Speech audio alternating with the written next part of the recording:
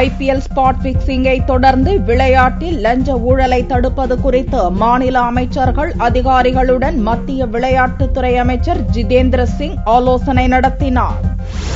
இந்தியாவில் கிரிக்கெட் உள்ளிட்ட அனைத்து விளையாட்டுகளிலும் லஞ்ச ஊழல் புரையோடி போயிருப்பது ஐபிஎல் ஸ்பாட் பிக்சிங் மூலம் அம்பலமாகியது. இந்நிலையில் மாநில விளையாட்டுத்துறை அமைச்சர்கள் மற்றும் செயலாளர்களின் மாநாடு டெல்லியில் துவங்கியது. மத்திய இளைஞர் நலன் மற்றும் விளையாட்டுத்துறை அமைச்சர் ஜிதேந்திர சிங் கூட்டிய இந்த கூட்டத்தில் பல மாநிலங்கள், யூனியன் பிரதேசங்களின் அமைச்சர்கள், அதிகாரிகள் கலந்து கொண்டனர். கிரிக்கெட் உள்ளிட்ட எந்த விளையாட்டானாலும் ஊழலை ஒழிக்க வேண்டும் என்பதில் மாற்றுக் கருத்து இல்லை என்று கூறிய ஜிதேந்திர சிங் அதற்காக நீண்ட காலத்துக்கு பயனளிக்கும் திட்டம் ஒன்றை தான் தயாரித்திருப்பதாகவும் தெரிவித்தார். I would like to concentrate more on having a long-term plan to and a process and use this opportunity today with the state ministers, state secretaries of the states, and then work out some sort of plan, try and speak to them, get the suggestions of states in which we will be able to curb this menace in future. Spot பிக்சிங்கில் சீனிவாசன் மருமகன் குருநாத் மெய்யப்பன் சிக்கி இருப்பதால்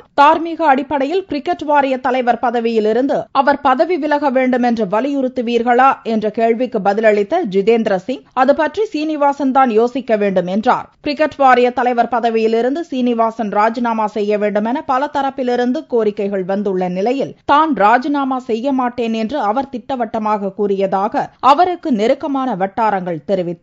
இதனிடையே IPL தலைவர் ராஜீவ் சுக்லா, இந்திய cricket வாரிய துணைத் தலைவர் அருண் ஜேட்லி ஆகியோர் மத்திய சட்டத்துறை அமைச்சர் கபில் சிபலை டெல்லியில் சந்தித்தனர். ஸ்பாட் பிக்சிங் மற்றும் மேட்ச் பிக்சிங்கை அறவே ஒழிப்பதற்கு கடுமையான சட்டத்தை விரைவில் கொண்டு வர வேண்டும் என சிபலிடம் இருவரும் கோரிக்கை வைத்தனர். விளையாட்டுத்துறை அமைச்சர் ஜிதேந்திர சிங்கையும் சந்தித்து இது தொடர்பாக பேசவிருப்பதாகவும் அருண் ஜேட்லி, ராஜீவ் சுக்லா தெரிவித்தனர்.